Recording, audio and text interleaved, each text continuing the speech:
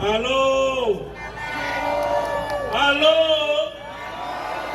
Hello. DA. DA. New way. DA. New way. DA. New way. Mwebale nnyo. Kindly resume your seats.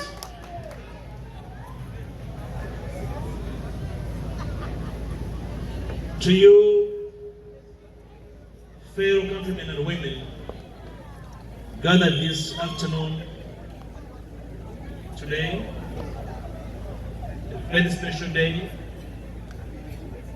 in our political culture, in our political history, redefining our journey to an enduring democracy this afternoon.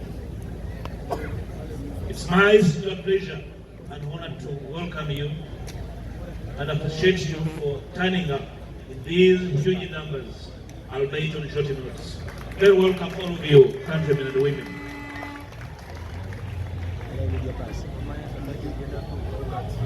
Invariably, in life, there is time for everything.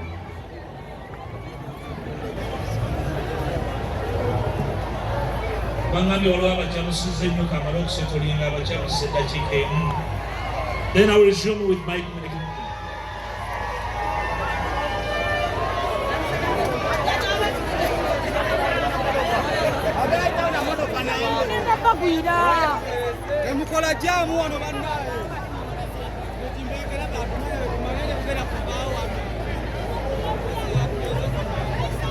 DJ, please, can you entertain us?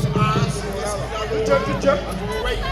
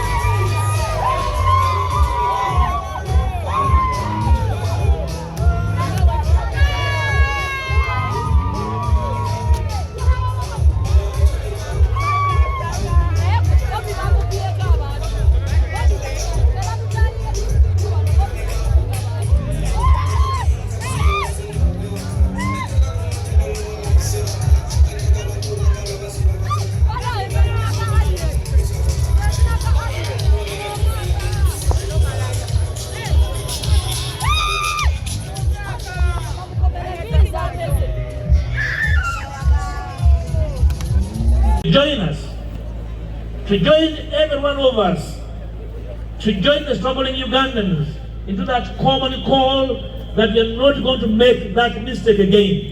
And I want to invite you. We have our friends we have left at Calvary. They have their issues.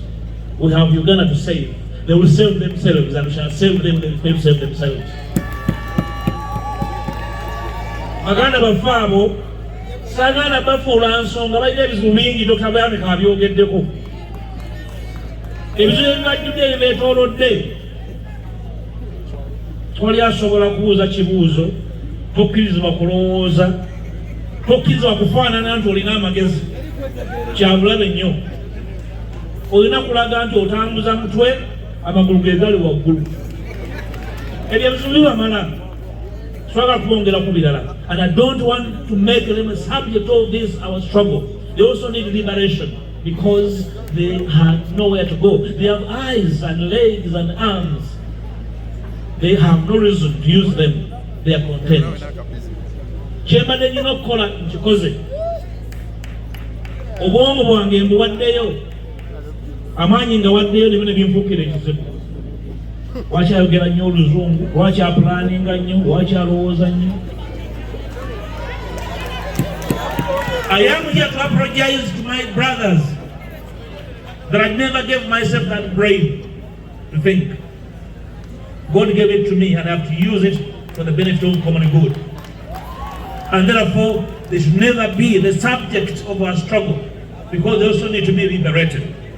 My brothers and sisters, it's time to think anew, time to move afresh, time to dream again, time to struggle again, time to work again together. And while we do this, we don't need to be the most closest of friends. Tetuli wano kubeera ba mukwano nnyo.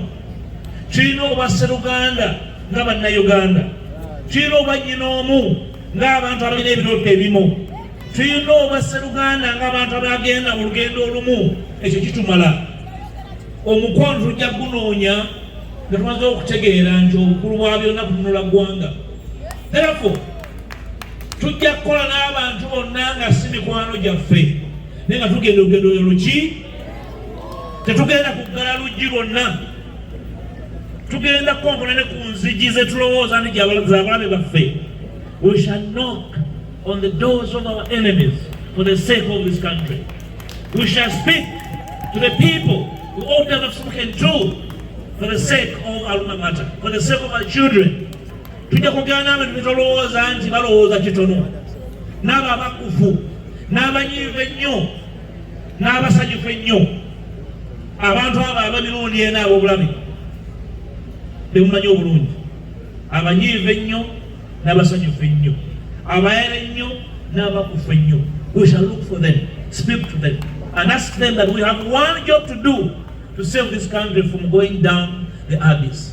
This is the job me and you are here to promise. This country is a suffering nation, the sick country. People are sick, people are tired, people are injured, people are harmed. People need to be healed. We need healing. That the healing must come from our common unity of purpose to deliver one single mission, saving this country from going under the abyss. A few months back, I proposed to my colleagues in Parliament that we are going to engender a new framework that will give us a new outlook in the coming elections. Most of you are eager to participate in the next coming election. But then you ask, what difference will it make?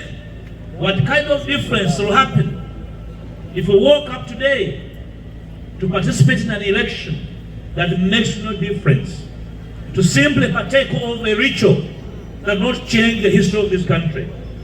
I have proposed reforms in our electoral system. I have proposed reforms and amendments to the Constitution. Some people say, Lwaki abirese? Lwaki temubirese? Lwaki alese ebyo nammwe mulete ebyammwe? Because I would like us to dream together, I have brought my proposals. And I'm inviting everybody to join me in making sure that these proposals, the propositions for a better and well-managed electoral system, become an issue before you begin parading each other for an election.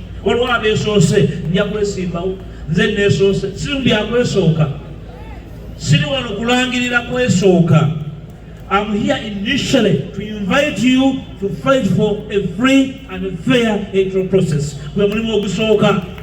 The first task of the Democratic Alliance will be to go throughout the country to make reforms the major issue in this country for the next 12 months. Abagala okwesimbawo ng'omukolo ogw'okwawula abalongo, Mukama ababeere. Okwesimbawo si mukolo. Abagala ebifo abalala twabifuna dda.